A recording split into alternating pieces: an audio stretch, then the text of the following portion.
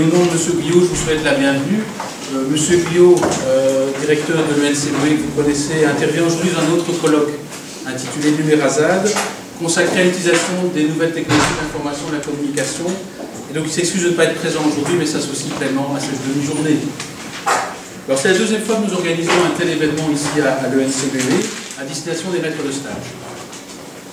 Nous voulons, ce faisant, d'abord vous remercier d'être des partenaires privilégiés dans la formation et dans un deuxième temps renforcer les liens de formation. Ce qu'on peut dire des pratiques de stage, c'est qu'elles constituent pour nous la colonne vertébrale de la formation. Ces stages permettent que ce qui est théoriquement acquis soit mobilisable, mobilisé en contexte réel, et de faire en sorte que l'expérience de nos étudiants soit réfléchie, explicitée et évaluée.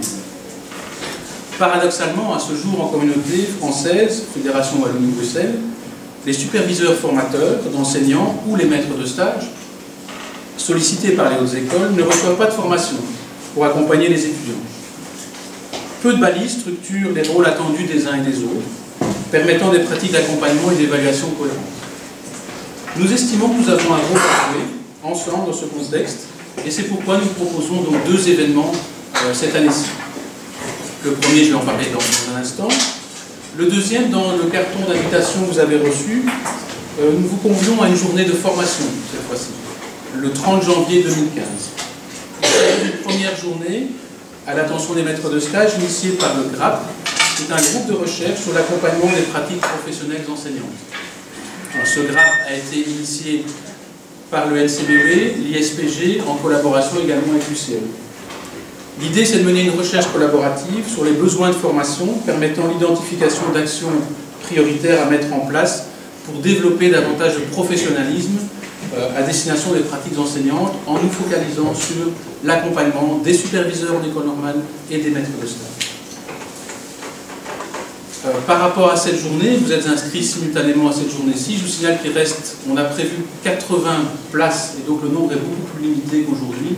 Il reste, je pense, une dizaine de places d'inscription pour la journée de formation du 30 janvier. Alors revenons à cette demi-journée, à cet avant-midi, où nous avons voulu mettre en débat une thématique qui nous préoccupe ici à l'ENCBE, à savoir celle des inégalités sociales et scolaires.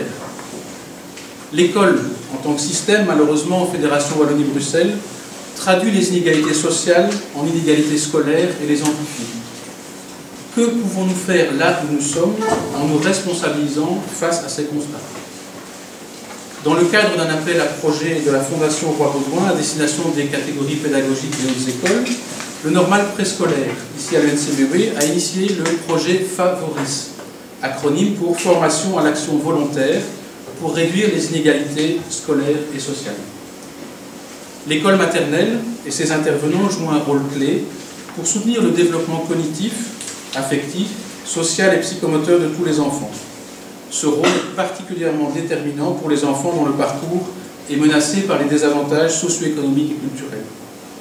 La première partie du projet l'an passé a concerné l'ensemble de l'équipe des formateurs du préscolaire en vue de les sensibiliser à la question des inégalités, à se former aux questions de la précarité, de la pauvreté, via des grilles d'analyse sociologique.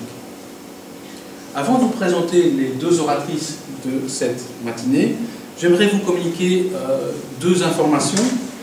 Vous allez recevoir à la sortie de l'auditoire tout à l'heure ceci, qui est une photographie du métier d'instituteur primaire. Dans le cadre de l'évolution de l'enseignement supérieur, de la formation des enseignants, un groupe de formateurs a réfléchi dans un premier temps à ce qui pouvait constituer un référentiel métier pour le métier d'instituteur. Il y a toute une méthodologie de la recherche, des focus groups qui ont analysé, recueilli des données auprès de tas d'acteurs, pas uniquement instituteurs, mais au sens large, des parents, des étudiants, des directeurs d'école, pour arriver à créer ce type de document. Et on a glissé d'un référentiel, et je trouve que c'est plus approprié maintenant, c'est photographie à un moment précis du métier d'instituteur. Et donc, ce document est en ligne également sur le site du CEGEC, mais vous allez le recevoir ici en version papier. Deuxième info, nous contribuons à part égale avec la Haute École Galilée à l'organisation d'une formation continue et complémentaire pour les enseignants du fondamental au sein de l'École supérieure de pédagogie de Bruxelles. Il s'agit d'une institution qui gagne à être connue car elle permet de réfléchir à ses pratiques avec d'autres praticiens, de faire évoluer ses propres pratiques, de donner du souffle, voire de réorienter sa carrière professionnelle. Laurence Balleux, formatrice à l'ENCBE, directrice de l'ESP, a préparé un dépliant à votre attention. Elle est ici, si vous ne la connaissez pas encore, voilà, sur le bras gauche. Elle sera présente à la pause et si vous souhaitez davantage d'informations sur l'École supérieure de pédagogie, prête à répondre à vos questions. J'en viens maintenant à cet avant-midi pour vous présenter nos deux oratrices. Danielle Moureau, sociologue, a été rattachée au service d'études de la Ligue des familles. Elle est maintenant retraitée, mais toujours active dans le domaine de la formation. Très retraitée. Attention, il y a des nuances dans le contexte actuel. Très retraitée, mais toujours très active dans le champ des formations continuées, dans le champ éducatif au sens large, pas uniquement dans les écoles. Elle est l'auteure du maintenant devenu célèbre Entre ronde famille et école carrée. L'enfant devient élève, paru chez Debout en 2012. Nastasia van der Straten a rejoint le NCBE l'an passé en tant que psychopédagogue. Elle est docteure en sciences psychologiques et a réalisé une thèse sur la tolérance religieuse. Elle est également chargée de cours à l'UCL et anime des groupes de méditation en pleine conscience. Elle a mené une enquête sur la précarité et la pauvreté dans le cadre de Favoris l'an passé. Alors c'est la première fois que nous réunissons Nastasia et Daniel, ne se connaissaient pas, je pense, au départ, et nous avons créé ce duo à votre intention, à deux voix, mais également en interaction avec vous, puisque la dernière partie de l'intervention sera consacrée à vos réactions, à des questions-réponses aux deux oratrices. Leur intervention va donc durer jusqu'à 10h30, avec un quart d'heure de questions-réponses. À 10h45, il y aura la pause juste ici, derrière, donc en sortant via les deux portes. Ensuite, vous serez pris en charge par les deux départements, normal primaire et normal préscolaire. Je vois que Fabienne a indiqué ici, on précisera tout à l'heure les locaux où vous devez vous rendre dans les deux départements. Vous recevrez des informations diverses sur les stages et également, je pense, sur la réforme paysage qui nous a fortement animé ici, la reconfiguration, l'unité d'enseignement dans l'enseignement supérieur. Pour les personnes qui sont inscrites au sandwich, le sandwich aura lieu au même endroit que la pause, alors à 12h30. Voilà, je pense que nous pouvons débuter. Merci pour votre attention et à tout à l'heure.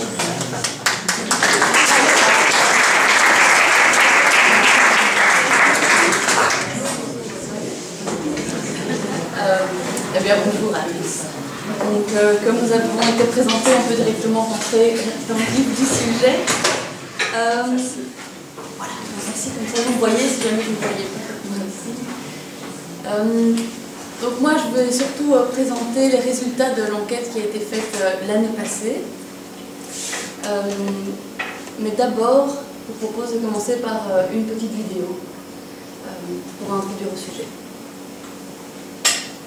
Je suis salarié, mais ça ne suffit pas pour moi et mes deux gamins. Ce ne sont pas les revenus suffisants pour avoir à manger tous les jours.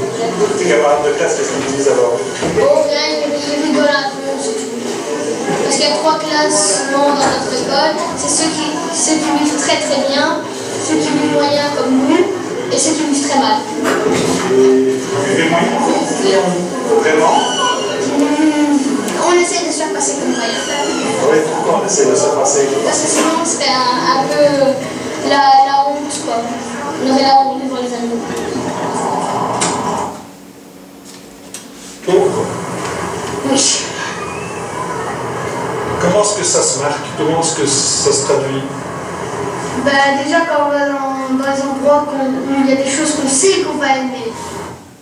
Excusez-moi, la question que l'intervieweur a posée, c'est qu'est-ce que ça fait d'être pauvre et comment ça se marque? Parce qu'il y a la première seconde qui n'est pas là. On sait que c'est... Mais malheureusement, on rêve, c'est tout. On essaie de pas y penser, malheureusement c'est là. Et il n'y a pas que ça. Ils nous confient aussi leurs craintes de l'avenir. J'ai peur de me retrouver en tout d'un monde ou dehors dans la rue. Ça, ce serait terrible. Qu'est-ce qu'on pense là? Bah, je trouve aussi que ce serait vraiment terrible, surtout qu'on a une belle maison quand même. On pense souvent que vous risquez de la perdre. Bah, je sais pas, je préfère oublier en fait. Parce que si j'y pense, ça me fait quand même fort mal. Voilà, c'était juste deux petites vidéos voilà, qui montrent des enfants qui sont ici, en Wallonie, et qui sont déjà confrontés à des choses suffisamment difficiles pour se dire, ben voilà, je préfère oublier. Et comment est-ce que nous, on ne les oublie pas dans le système scolaire? Ça fait partie des questions qu'on va aborder aujourd'hui. Alors moi, ce que je vais surtout présenter, c'est une enquête donc, que j'ai faite l'année passée qui s'appelle La précarité à l'école. Peut-être que certains d'entre vous ont reçu un email demandant de participer à cette enquête. Au départ, on l'a surtout envoyé donc, via Internet à des écoles du Brabant wallon préscolaires. Mais finalement, il y a aussi des personnes du primaire qui ont répondu. Alors, qui a répondu? Il y a eu 28 réponses, ce n'est pas énorme, donc il y a des limites évidemment à mettre à cette enquête. On est plutôt dans l'ordre du qualitatif, mais néanmoins il y a déjà des choses intéressantes qui en ressortent. Principalement, il y a eu des instituteurs et des directeurs maternels, mais aussi des instituteurs et directeurs primaires et des personnes polyvalentes. Alors, juste pour que vous le sachiez, l'âge moyen était de 46 ans et la pratique moyenne de 23 ans. Alors, parmi les questions qu'on a posées à ces personnes, on leur a demandé, mais qu'est-ce qui vous fait penser qu'un enfant dans votre classe est en état de précarité? Est-ce qu'il y a des faits, est-ce qu'il y a des observations qui font que vous vous dites, tiens, cet enfant, je crois qu'il est dans une situation de précarité? Alors, dans les résumés des réponses les plus courantes, il y avait bien sûr les factures. Des factures non payées, des rappels à faire régulièrement à l'enfant ou aux parents. Une hygiène corporelle, avec des ongles qui sont sales, des vêtements qui ont une petite odeur qui parfois suscitent les moqueries des copains, des dents qui ne sont pas brossées ou avec déjà tout un carie à 5-6 ans. Il y a aussi le problème de l'alimentation, le contenu des boîtes à tartines qui n'est pas sain, des tartines qui ne sont peut-être pas mangées le lundi, et puis le mardi on voit que c'est les mêmes tartines qui ont été pas remises, elles sont juste restées dans la boîte à tartines, pas de 10 heures et ce genre de choses. Et alors aussi des enfants qui manquent de sommeil et qui arrivent épuisés à l'école. Ce que relève aussi les enseignants, c'est des problèmes de fréquentation, des enfants qui ne viennent pas tous les jours et on ne sait pas toujours pourquoi, qui arrivent en retard ou qui ne participent pas ou très peu aux activités extrascolaires. Il y a aussi la question du matériel, un matériel qui n'est pas toujours complet par rapport à la liste demandé par les enseignants, du matériel qui est gras, ou alors quand on prête du matériel à l'enfant, du matériel scolaire, il revient en mauvais état, s'il revient. Peu de suivi scolaire, principalement pour les leçons et les devoirs, des journaux de classe qui ne sont pas signés, un enfant qui ne peut pas avoir d'aide à la maison. Donc ce qui nous est revenu aussi, c'est un langage qui est assez pauvre, chez les enfants, mais aussi chez les parents. On pourra encore questionner ce que veut dire langage pauvre. Mais pour tous ces questionnements, peut-être que Daniel sera là aussi pour venir questionner ce genre de choses. Une certaine agressivité que les enseignants relèvent chez ces enfants. Et des enfants qui manquent d'estime d'eux-mêmes et qui souvent ont plus de difficultés à s'intégrer dans le groupe des pairs. Donc je laisse maintenant Daniel mettre en relief les résultats de cette enquête. C'est-à-dire que quand on...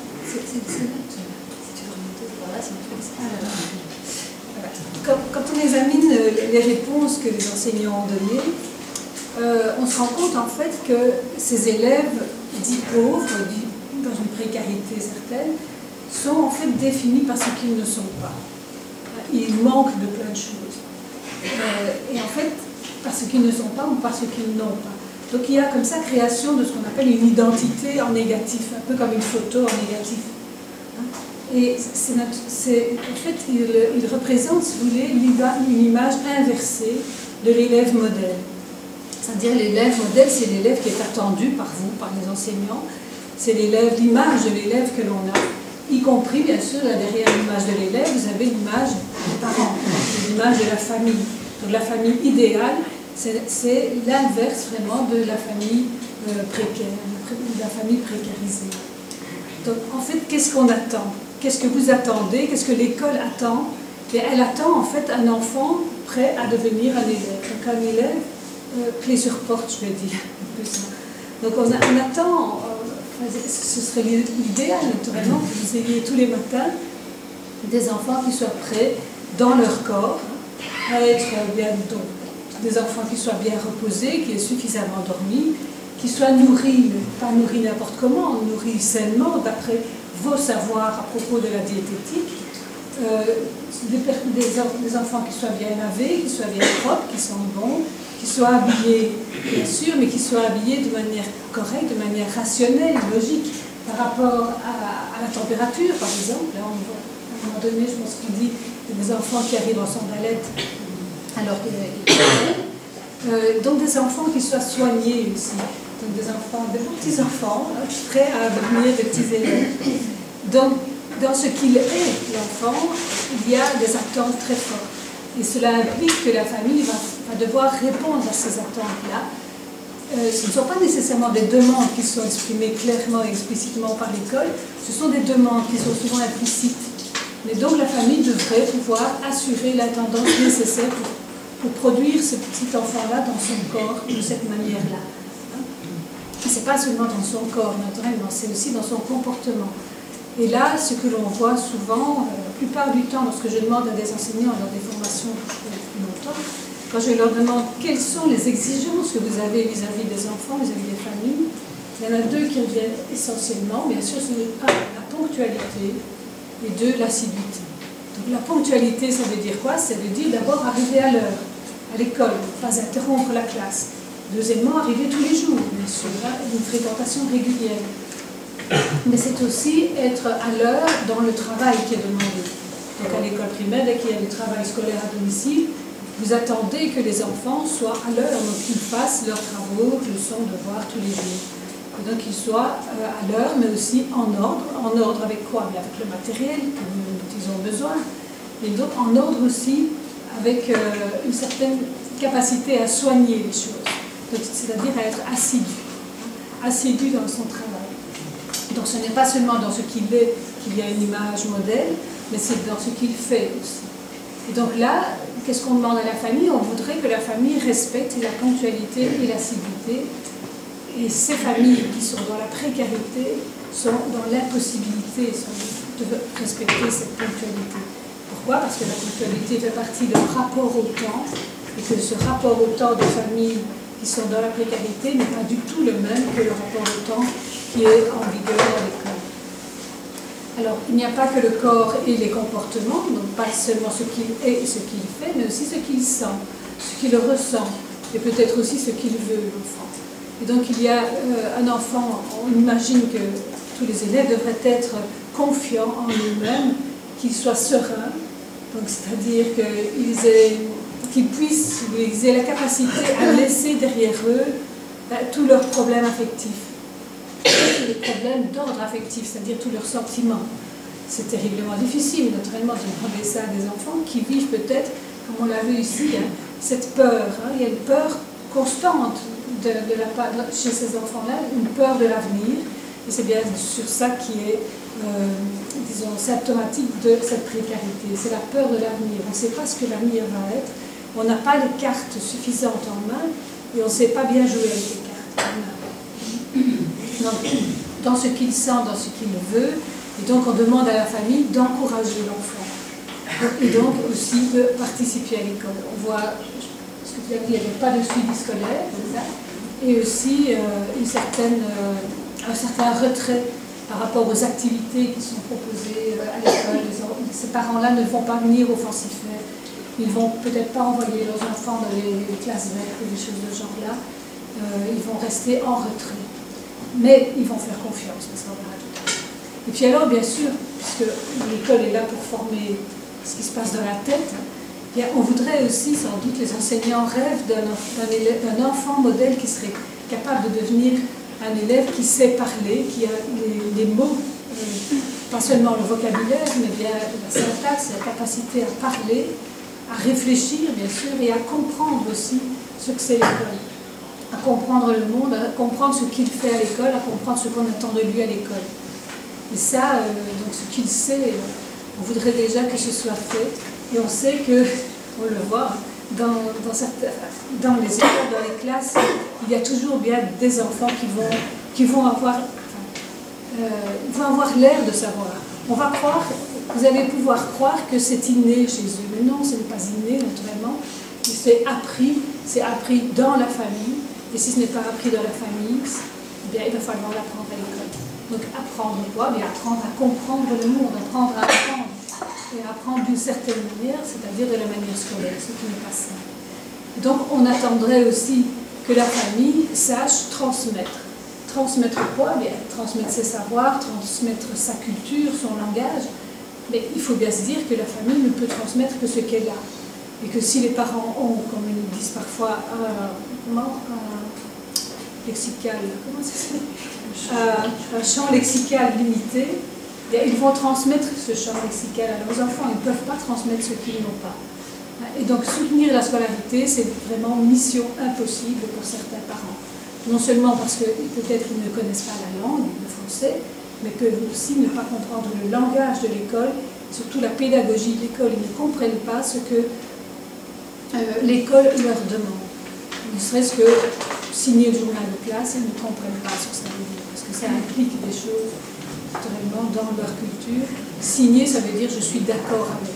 Signer le journal de classe tous les jours, ça veut dire je suis d'accord avec le programme scolaire. Mais qui suis-je, moi qui ne sais même pas lire, pour vous dire à vous, l'école, qui savez tout, et qui est vraiment le sauveur potentiel de mon enfant, qui suis-je, moi qui ne sais pas lire, pour vous dire que je suis d'accord avec ce que vous avez enseigné à mon enfant. Donc vous voyez, on met parfois les familles dans des situations inextricables. Et donc l'école va leur donner des missions qu'ils ne peuvent pas remplir.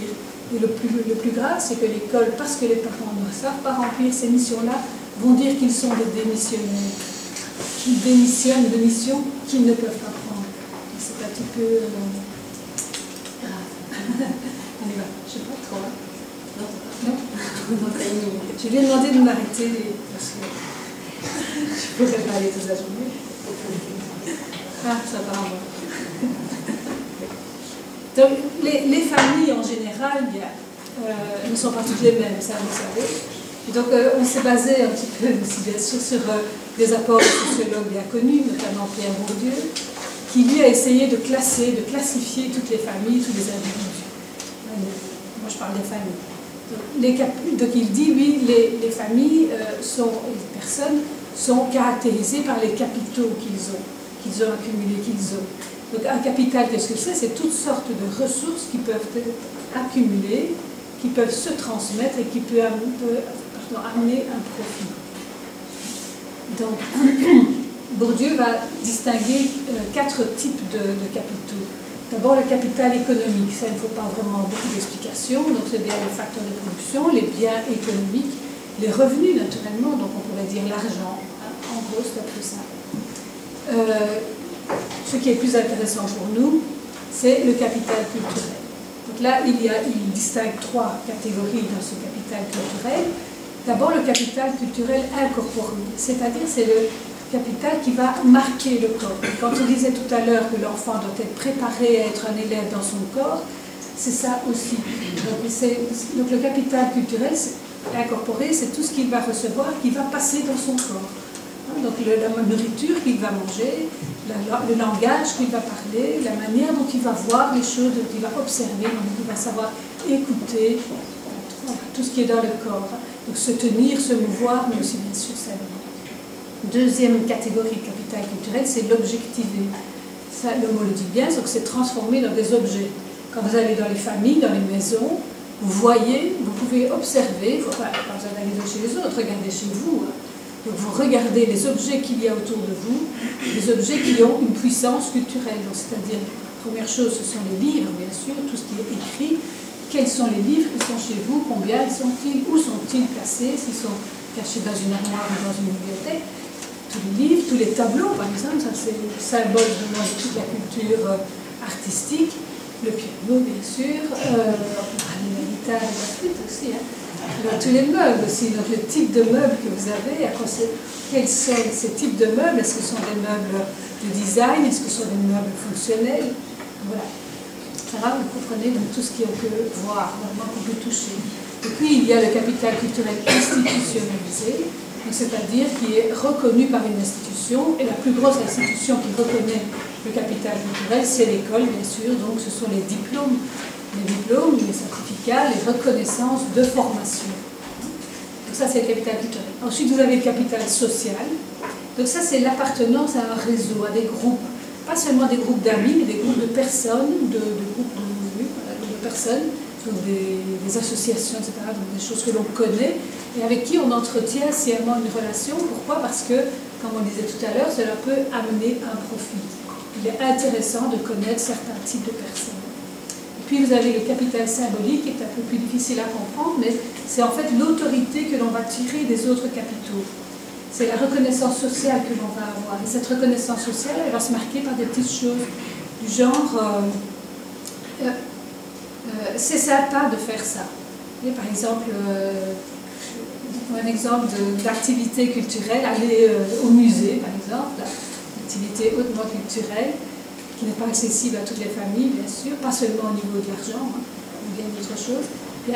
Si d'autres personnes trouvent que c'est sympa, que c'est chouette de faire ça, vous allez, en allant au musée, vous allez non seulement retirer du capital supplémentaire parce que vous allez découvrir l'art, mais vous allez aussi avoir un capital symbolique supplémentaire parce que les autres vont avoir envie de faire comme vous. Donc c'est ça qui est important. Puis alors, je ne l'ai pas mis là, mais il y a une chose essentielle que Bourdieu développe, c'est ce qu'il appelle l'habitus. Qu'est-ce que c'est l'habitus?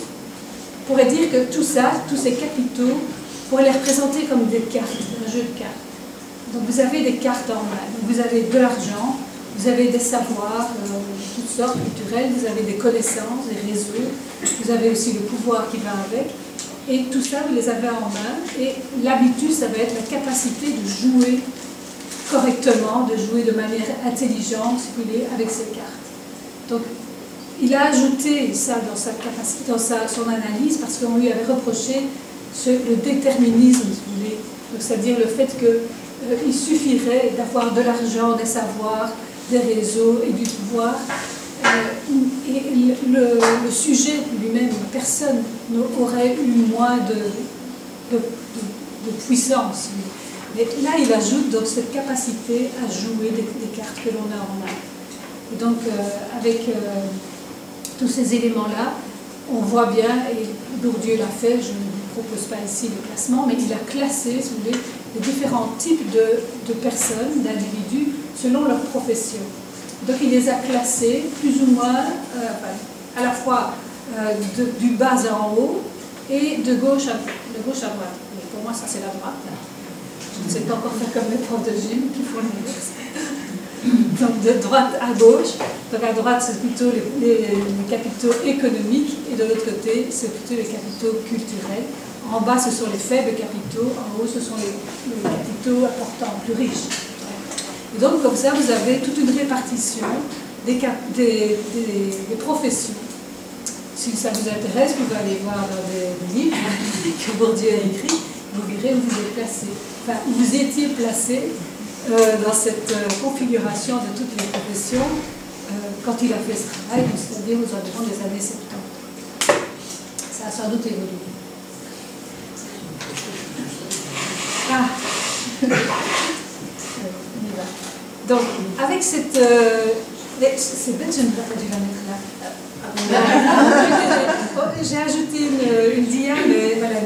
Bon, on y reviendra juste après. On reviendra après, parce que je ne l'ai pas encore expliqué. Voilà. Alors, on a voulu poser un petit peu la question aux enseignants à qui on a envoyé l'enquête. Vous, quel type de précarité rencontrez-vous dans vos classes? C'est normal que vous ne voyez encore rien. J'ai caché les diagrammes pour vous les montrer après. Et on a fait un petit peu sur base de la classification de Bourdieu qui nous avait été présentée par Daniel, en se permettant ici de ne pas vous présenter la précarité symbolique, comme disait Daniel, qui est un petit peu plus particulière, difficile à comprendre, et en distinguant donc dans la précarité culturelle, une précarité qui serait liée à l'instruction, donc vraiment des familles avec un faible niveau de diplôme, où les livres ne sont pas très présents, où on ne va pas au musée, etc. Et la précarité plus culturelle, là c'est plutôt des personnes d'origine étrangère qui n'auraient pas les codes de nos sociétés et pour qui ça pourrait poser un problème. Moi ça m'avait semblé opportun de les distinguer, surtout parce que ici dans la région de Louvain-la-Neuve, il y a des personnes avec un très haut niveau de diplomation et qui viennent de l'étranger. Il y a pas mal de personnes, des doctorants qui viennent d'Afrique, etc. Et donc voilà, on a demandé aux enseignants, on mettant une petite définition, tiens, précarité économique, c'est pas beaucoup d'argent, précarité sociale, un petit réseau. À votre avis, sur les 20-25 enfants qu'il y a dans votre classe, combien sont concernés par chacune de ces précarités? Alors, voici leur réponse. Tu demandes les réponses. Ah, zut. On fera notre conférence la prochaine fois. Mais ceci dit, le questionnaire est toujours en ligne. Si vous souhaitez le compléter, c'est vraiment intéressant. Donc ça, je pourrais éventuellement envoyer sur un lien pour que vous complétez le questionnaire. Donc ici, on a demandé, qu'est-ce qu'on peut voir ici à la grosse louche, c'est que finalement, et c'est pas tellement étonnant, ici en Brabant wallon, ce n'est pas 60% des enfants qui sont en précarité. D'accord? Les enseignants disent, voilà, à chaque fois c'est entre 0 et 20%. Donc entre 1 et 5 enfants dans ma classe sont concernés par la précarité économique, sociale, liée à l'instruction et culturelle. Alors c'est intéressant de voir qu'il n'y en a pas tellement, mais il y en a quand même. Et comment faire pour ne pas les oublier? Si justement il n'y en a que 1 ou 2 dans la classe, qui peuvent un peu passer pour les marginaux, c'est peut-être un petit peu différent que quand on est dans une école dans le Borinage ou à Charleroi, je joue dans les caricatures, hein, mais ou peut-être toute la classe est au même niveau, et du coup l'enseignant doit adapter toute sa pédagogie à cette classe-là. Donc ici c'est déjà toute une question de savoir comment on fait avec juste 2-3 enfants dans ma classe. Qu'est-ce qu'on peut aussi remarquer, c'est qu'il n'y a pas une totale correspondance entre ces précarités. Il y a une distinction que les enseignants font entre, la précarité économique, je considère que ça correspond à entre 1 et 5 enfants dans ma classe, mais la précarité liée à l'instruction, un petit peu plus. Donc à nouveau, ça c'est intéressant de voir que ça ne se chevauche pas tout à fait, et on ne va peut-être pas avoir tout à fait la même action en fonction des types de précarité. Et il ne suffit pas juste de se dire, je ne vais pas demander du matériel coûteux, ou je ne vais pas faire des activités extrascolaires, pour résoudre le problème de la précarité. Parce qu'il n'y a pas qu'une précarité économique, il y a aussi une précarité liée à l'instruction, une précarité sociale et culturelle qui ne va pas poser le même type de problème. Alors, on pourrait imaginer par exemple que la précarité économique, comme je vous le disais, ça va peut-être poser plus des problèmes, entre guillemets, ou des inadéquations par rapport à l'école, si l'école demande beaucoup de matériel, beaucoup d'argent pour des sorties, etc. La précarité sociale, donc c'est le fait que les familles n'aient pas beaucoup de réseau. En quoi est-ce que ça peut poser un souci? On peut imaginer peut-être dans le fait que l'enfant va rester longtemps à la garderie tous les jours parce que la maman est toute seule et qu'elle doit travailler et elle ne peut pas avoir une grand-mère, une marraine qui vient chercher l'enfant. Et donc pour le suivi scolaire, ça pose certaines difficultés. Je pense aussi, j'avais noté aux marches parrainées, où on dit à l'enfant, voilà, maintenant, tu vas aller dans ta famille. Et moi, ma fille est venue l'autre jour, et on fait le concours à celui qui a réussi à trouver le plus de personnes qui vont donner de l'argent.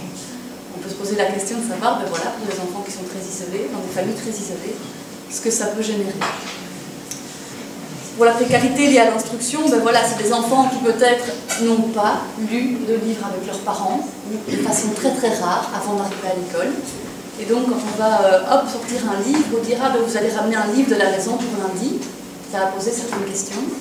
Et alors, enfin, la précarité culturelle, des exemples auxquels on pensait par exemple, même pour des personnes qui ont un haut niveau de diplomation, il peut parfois y avoir des malentendus. Je pense à une maman rwandaise avec qui je parlais et qui avait toujours tendance à regarder par terre. Et chez nous, ça peut être compris comme un côté un peu fuyant, un côté qui n'est pas direct. Et puis un jour, je lui en ai parlé parce qu'on s'est un peu lié d'amitié, et elle a éclaté de rire, elle m'a dit, mais enfin, c'est une façon de me montrer ton respect. Et on peut imaginer que dans des enfants qui grandissent, pour des enfants qui grandissent dans des familles comme ça, où par exemple on dit tout le temps oui à celui qui a l'autorité pour être poli, ils arrivent à l'école et ils disent oui, j'ai compris, et il y a un vrai malentendu, parce que peut-être que c'est pas une compréhension qui fait le oui, c'est juste un moyen de marquer son respect. Bon voilà, je vous explique juste les raisons pour lesquelles on a posé ces différents types de questions. Et puis après ça, on s'est tourné vers les enseignants. On leur a dit, selon vous, quel type de problème ça peut poser, cette précarité, dans votre pratique et dans vos classes?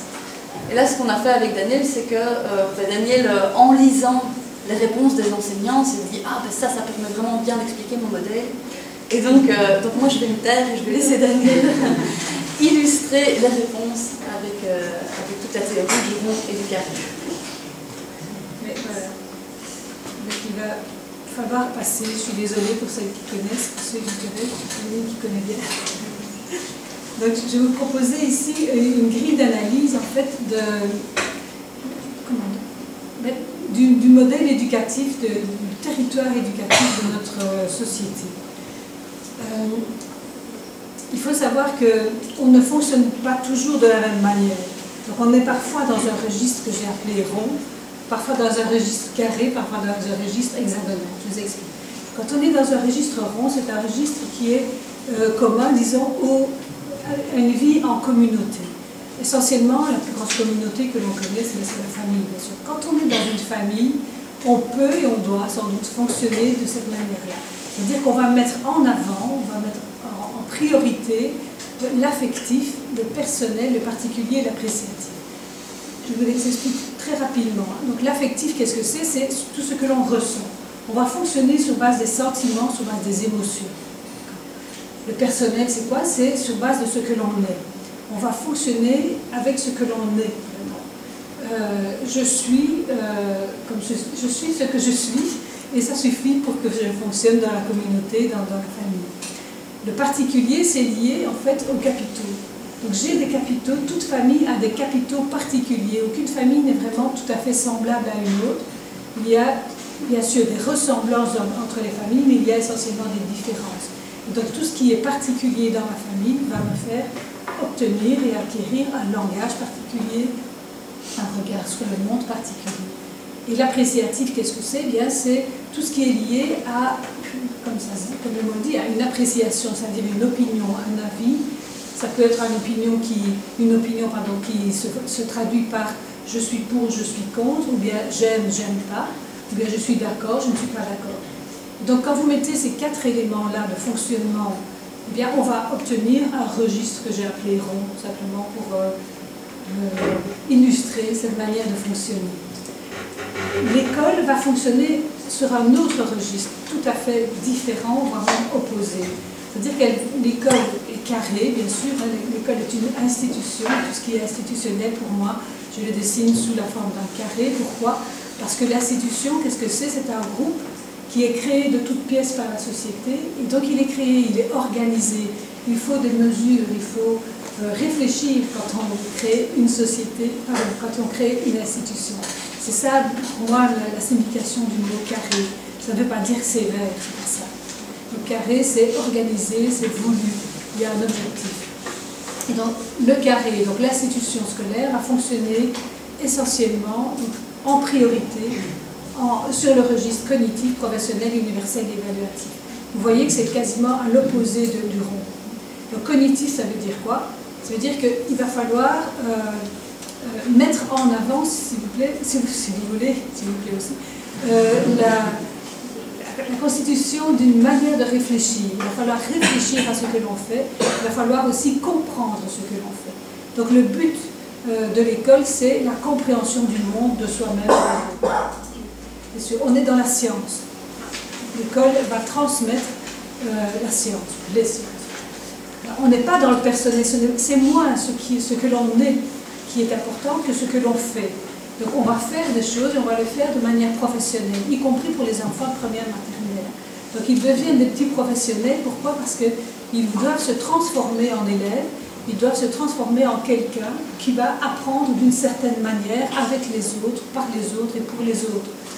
Donc c'est bien pour ça, c'est dans cet aspect collectif, dans cet aspect de faire quelque chose ensemble, que je résume par professionnel.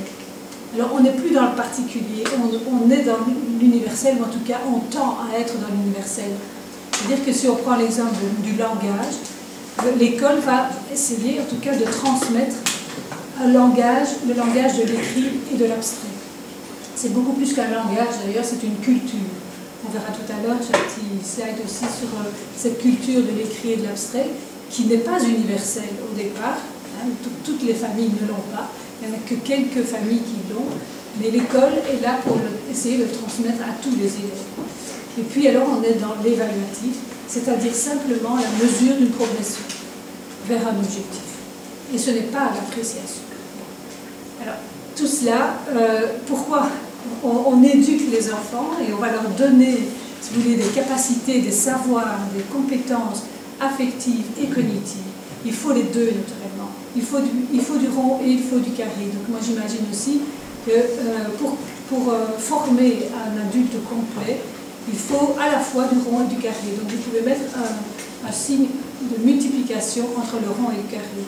Et donc on arrive, si on lit le tableau de manière par ligne, si vous avez de l'affectif multiplié par le cognitif, c'est-à-dire ce que je sens multiplié par ce que je sais, va produire, si vous voulez, la capacité à être productif.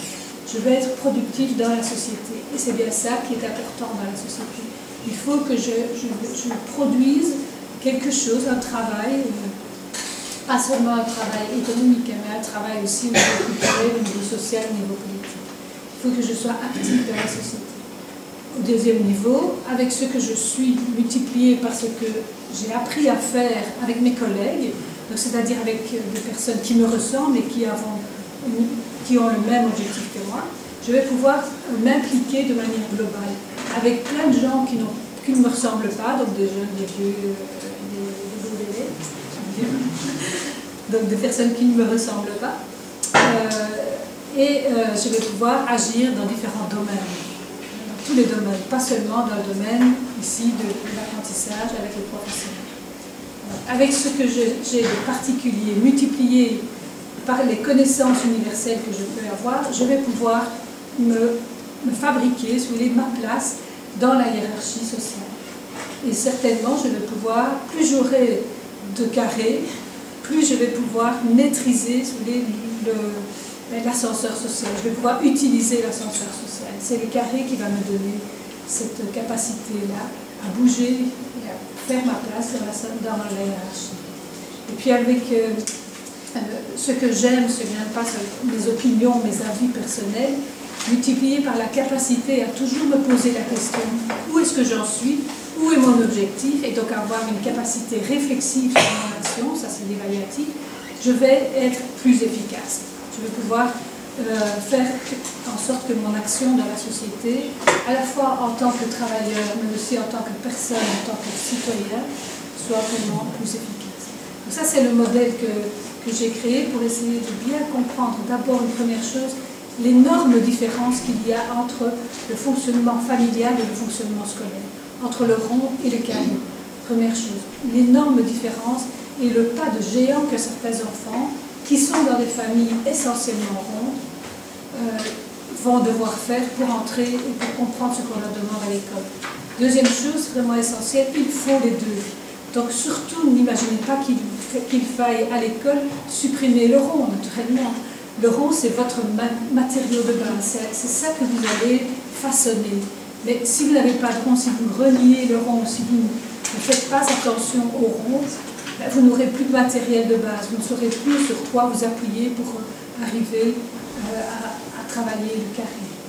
Donc deux choses, le rond est différent du carré et l'enfant a absolument besoin des deux. Et l'école, elle, est la seule à pouvoir vraiment de manière organisée, c'est de l'institution, l'école, donc elle sait ce qu'elle doit faire, elle a des savoirs qui guident son action, elle est dans le cognitif, elle doit savoir ce qu'elle est en train de faire. Pourquoi ça? Est-ce que tu pourrais nous faire part du coup des réponses des enseignants? Est-ce que je n'ai pas quand on leur a demandé Voilà. Oui, j'avais préparé. Donc, qu'est-ce qui se passe dans ce qu'on constate avec les enfants qui sont dans des familles essentiellement rondes, donc très rondes? Eh bien, on se rend compte que beaucoup d'enfants vont rester bloqués vraiment dans le registre rond. Donc ils vont continuer à fonctionner de manière ronde, alors que l'école va fonctionner de manière carrée. C'est lourd. Je dois te dire qu'on risque de dépasser le temps imparti. On vous donnera les dias. Oui, et surtout, je vous conseille la lecture du livre Entre ronde, famille et l'école carrée, parce que Daniel peut moins facilement vendre son propre livre. Moi, je l'ai trouvé merveilleux, accessible, éclairant, et qui détaille vraiment tout ça avec beaucoup de finesse. Donc, en gros, qu'est-ce qu'on peut dire? Quand il y a un problème, ça veut dire qu'il y a un malentendu socio-cognitif qui s'est installé dans la classe. C'est-à-dire que les enfants vont rester bloqués dans l'affectif. Donc, c'est-à-dire que, par exemple, les sentiments vont prédominer et ils vont guider les actions. Donc, l'enfant dont on a entendu tout à l'heure le témoignage dit qu'il a la peur, il a la honte aussi. Il a, je ne sais plus ce que j'ai écrit. Je ne sais pas mes lunettes, je vais regarder là. Donc oui, c'est ça, donc une faible estime de soi. Donc ça, je reprends là tous les éléments qui ont été dits par les enseignants. Faible estime de soi, peu de confiance en soi. Et tout cela va amener à un décrochage. Pourquoi? Parce que l'enfant, il est bloqué dans son sentiment. Donc, on verra tout à l'heure ce qu'on peut faire pour le débloquer.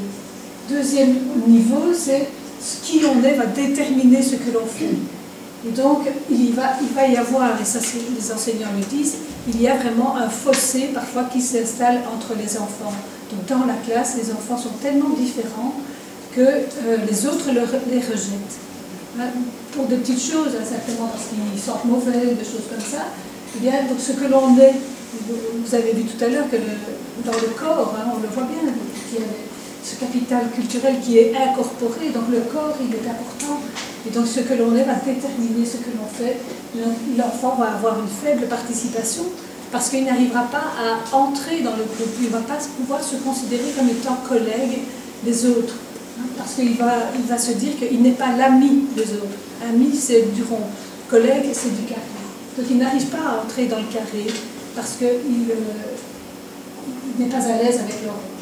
Alors, ce qui est essentiel, naturellement, c'est, pour moi en tout cas c'est le plus important, c'est le troisième, donc c'est la capacité, le fait que les enfants vont rester bloqués dans leur culture orale pratique. Ils ne vont pas pouvoir être emmenés, si vous voulez, par l'école dans une autre culture, la culture de l'écrit et de l'abstrait. Donc qu'est-ce qu'on remarque? On remarque que les enfants ont un champ lexical limité, peu de culture générale, une expression difficile, et donc ils sont en retard, ils ont des difficultés, ils sont en retard dans leur scolarité.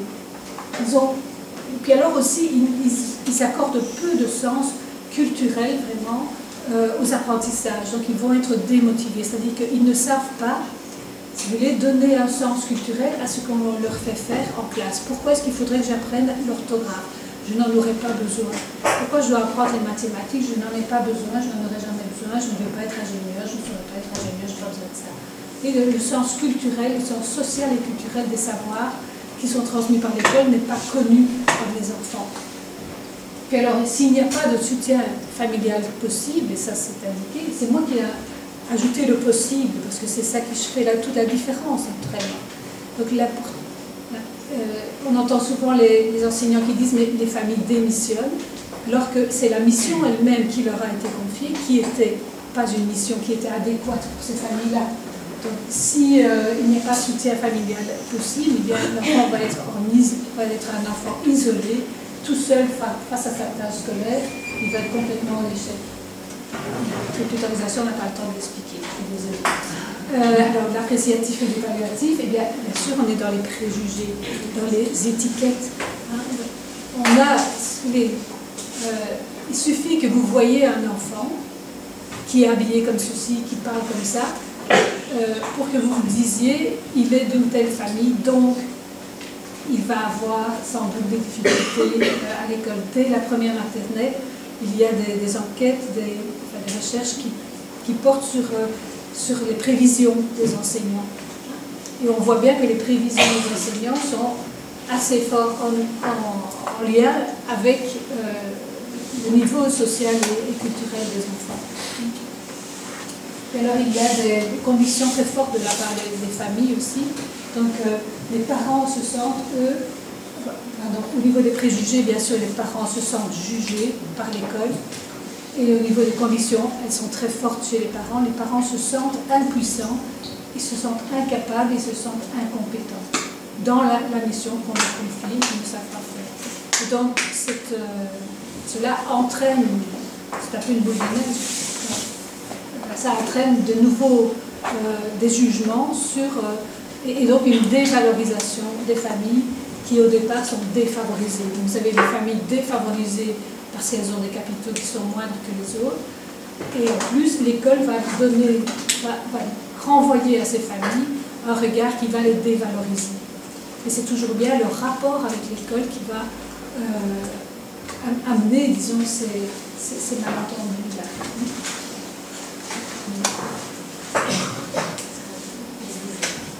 Les 10 heures, c'est déjà fini? Non, c'est un quart d'heure. Un minute, Non, vous avez mais... encore 30 10h30, 10h30. Donc, vous ferez signe. Vous ferez signe.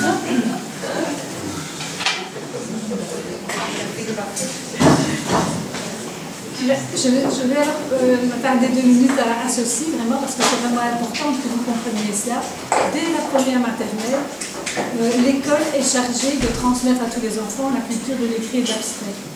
Et quand on dit culture, c'est beaucoup plus que la lecture, l'écriture et le calcul. C'est-à-dire que ce sont les actes techniques de cette culture de l'écrit et de l'abstrait. Quand on est dans l'oral pratique, dans une culture de l'oral pratique, et on y est tous, donc dans nos familles, on fonctionne essentiellement là-dessus, on est, si vous voulez, dans la capacité à parler dans l'action. Et je vais parler, je vais développer un langage pour que l'action se fasse. Et donc dans ce cas-là, on est dans l'immédiat, dans l'ici et maintenant, dans l'éphémère, dans le spontané, le rapide, le contextuel, le fonctionnel, le particulier, le routinier, mais aussi l'inventivité. L'exemple bateau, c'est vraiment, on est à table, ma soupe est un peu fade, je dis, mon chéri, peux-tu me passer le sel? Ceci, je suis dans l'oral pratique. Hein, donc c'est-à-dire que je parle, non, j'ai dit mon chéri, donc c'est un peu plus. Mais je demande passe-moi le sel, donc je parle uniquement pour que l'action se fasse. Si je ne parle pas, l'action ne se fera pas. Et donc, vous voyez que tous les éléments sont là présents. C'est dans l'immédiat. Si, quand j'ai fini ma soupe, je dis passe-moi le sel, ça n'a plus de sens. Donc, je ne suis plus dans l'éphémère ni dans l'ici et maintenant. Donc, voilà. C'est ça. Et beaucoup de familles, beaucoup de personnes sont essentiellement dans cette culture de l'écrit, de l'oral et du pratique. Et lorsqu'on est. Quand on passe vers une toute autre culture, c'est-à-dire la culture de l'écrit et de l'abstrait, on va entrer dans une autre manière de réfléchir, de penser, aussi d'agir. Donc on va pouvoir réfléchir sur l'action. Et c'est l'écrit qui va nous permettre ça, c'est l'abstrait qui va nous permettre ça. D'abord, bien sûr, l'écrit et l'abstrait va passer par un code. Et c'est ça, c'est ce code-là que vous êtes, vous, enseignants du fondamental, en train, c'était encore du secondaire, en train de transmettre à tous les enfants. Donc c'est le code de l'écriture, de la lecture, du calcul, essentiellement. Mais grâce à ce code, on va pouvoir être dans le différé. Donc on va pouvoir utiliser, bien sûr, les écrits de manière différée, dans le temps, dans l'espace aussi. C'est dans le durable, l'écrit dur, bien sûr.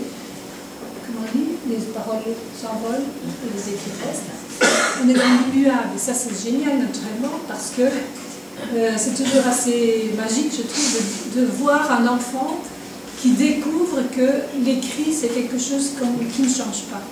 Et donc si on lui écrit son prénom et qu'on le fait lire ce prénom à quelqu'un d'autre qui ne connaît pas l'enfant, il va pouvoir lui dire son nom. Donc l'enfant va découvrir ça, ce caractère de l'immuabilité de l'écrit. Mais on est aussi dans le long, dans le lent. Écrire, ça prend du temps. Et lire aussi, bien sûr. Mais dans le hors contexte, et ça c'est vraiment génial, puisqu'on va pouvoir, grâce à l'abstrait, décontextualiser une parole, un langage, et le recontextualiser par après. Dans tout autre contexte, bien sûr. Donc c'est ça qui est la magie de l'abstraction. Vraiment, le pouvoir de l'abstraction est vraiment capital dans ce que vous allez transmettre à tous les enfants. On n'est plus dans le particulier, mais bien dans le général, mais dans le rationnel. Ça, c'est le côté de la normativité aussi. Donc, grâce à cette culture, on va apprendre à réfléchir sur l'action. Et on va développer, grâce à l'écrit, on va pouvoir développer des capacités intellectuelles nouvelles. Quand j'ai été passionnée par la lecture d'un livre de Jack Goody, qui écrit, ça s'appelle, ça va venir, la raison graphique. La raison graphique. Donc c'est un ethnologue, et il a linguiste aussi, il a analysé la naissance, si vous voulez, dans les civilisations, dans les sociétés, la naissance de l'écrit. Et donc il va rechercher les écrits importants, hein, pas seulement les petits dessins, mais des écrits importants qui ont été créés pour la première fois dans la société, dans l'humanité. Et ces écrits, ce sont des listes. Donc ce sont des listes d'éléments. C'est une liste énorme de 800 ou 600, je ne sais plus, 600 éléments. C'est un truc qui a été fait par les Égyptiens. Je ne sais plus quand, il y a longtemps. Et donc c'est une liste de tous les éléments du monde. Donc ils les ont classés. Parce que dès que vous faites une liste, vous devez classer les choses. Sinon, dès que la liste s'agrandit, vous ne savez plus vous y retrouver. Et donc le classement, la capacité à classer les choses est une capacité vraiment fondamentale dans la vie actuelle. Et bien sûr, elle est rendue possible par l'écrit et par l'abstrait. Donc ça, c'est vraiment fondamental de comprendre que lorsque vous allez leur apprendre à lire et à écrire, c'est là-dedans que vous allez les emmener. Et que beaucoup de familles vont malgré tout rester dans la culture de l'oral pratique. Et donc que chaque fois que les enfants vont rentrer chez eux, ils vont être replongés dans la culture de l'oral pratique. Et donc ces familles-là, vous allez voir, bien sûr qu'elles ont beaucoup de difficultés, par exemple, à anticiper, à préparer les choses à leur temps. Et donc, par exemple, quand il y a des problèmes de paiement de factures, des choses comme ça, ces familles-là auront difficile à le faire, même si on étale les paiements, elles vont rater des paiements, etc. Donc, mais pourquoi? C'est pas parce qu'elles sont de mauvaise volonté, c'est parce qu'elles n'ont pas la maîtrise de l'oral. Elles n'ont pas la maîtrise de l'écrit et de l'abstrait. Donc elles sont dans une culture orale pratique qui les plonge sans arrêt dans l'immédiat, dans l'enseignement, l'éphémère, le spontané, etc. C'est lié d'ailleurs à la précarité. Alors, je pense que c'est à moi. Alors, on a demandé aux enseignants, mais que faites-vous finalement, vous, dans votre classe, avec cette précarité que vous voyez, avec le fait que vous pensez que ça peut poser des soucis, est-ce que vous faites quelque chose? Est-ce que vous avez déjà mis en place quelque chose? Alors, ici, on voit que 80% des personnes disent oui, je cherche à faire quelque chose. Il y a des non, et il y a un autre, ça c'est juste une personne qui a oublié de répondre. Alors, on leur a demandé, tiens, si vous avez dit non, pourquoi? Alors, ce qui est relevé, c'est le fait qu'on se sente peu ou pas concerné, un manque de temps, ça je pense que beaucoup d'enseignants sont concernés par ça, avec le nombre de choses à faire, de peur d'attirer l'attention des autres sur ses enfants. Et ça, c'est vrai que c'est précieux quand même d'avoir cette attention-là. Alors, est-ce que c'est pour ça qu'il ne faut rien mettre en place? Je ne sais pas. Mais en tout cas, c'est vrai que c'est important de faire attention à ne pas porter l'enfant. Vous voyez dans la petite vidéo du début, cet enfant qui dit « je suis dans la norme ». Moi, je suis au milieu, je suis moyen. Et en fait, oui, c'est ça, je suis moyen, c'est cette volonté de se dire je suis normal. Et qu'il n'a pas du tout envie d'être montré comme celui pour qui on va faire des choses spéciales. Alors, certaines personnes disent aussi une offre d'aide tellement importante qu'on s'y perd. Alors, dans les personnes qui ont dit oui, on leur a demandé qu'est-ce que vous faites alors?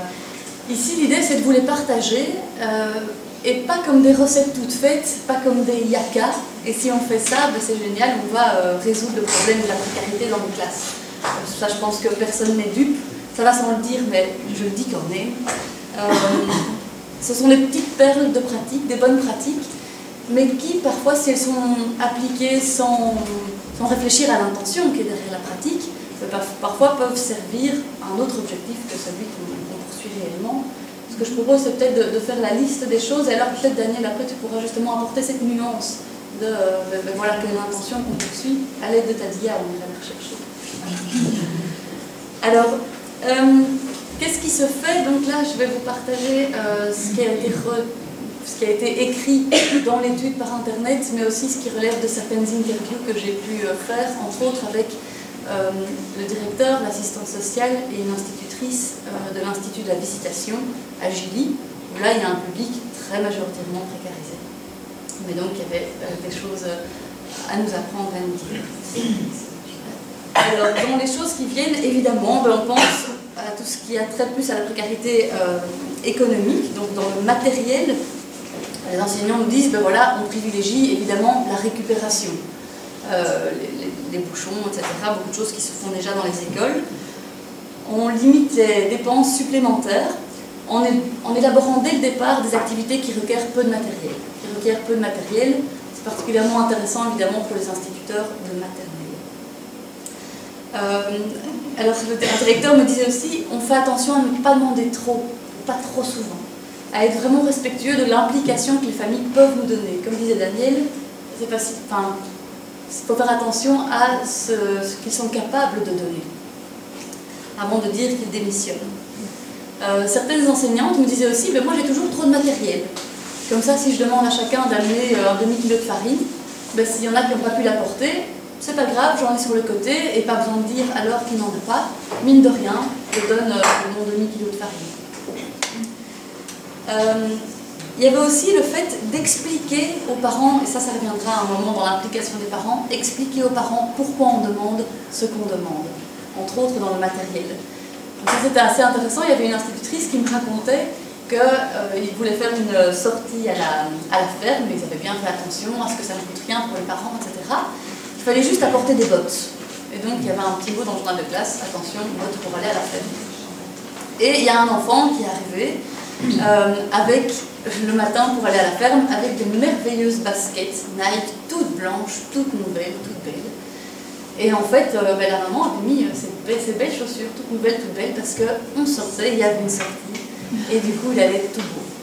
Et l'institutrice disait, voilà, je me suis rendu compte qu'il faut expliquer pourquoi on met des bottes. Si ça tombe, ces parents-là, ils ne se représentent pas très bien, ils n'ont pas été à la ferme avec leurs enfants, ils ne se représentent pas très bien, on va marcher dans la boue. Donc maintenant je dis, attention, pensez à mettre des bottes, parce qu'on va marcher dans la boue, et on va être tout sale.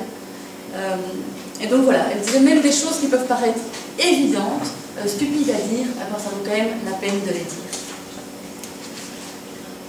Et en tous les cas, s'assurer que l'enfant dont les parents ne participeraient pas, ne donnent pas le matériel, ne peuvent pas donner un livre pour le lundi de la maison, etc. Même si l'enfant vient sans matériel, qu'il puisse quand même participer à l'activité. Donc s'assurer qu'on a le demi-kilo de farine, la paire de bottes, etc. Pour qu'en tout cas, il ne soit pas pénalisé, voilà, à réfléchir dans ses activités.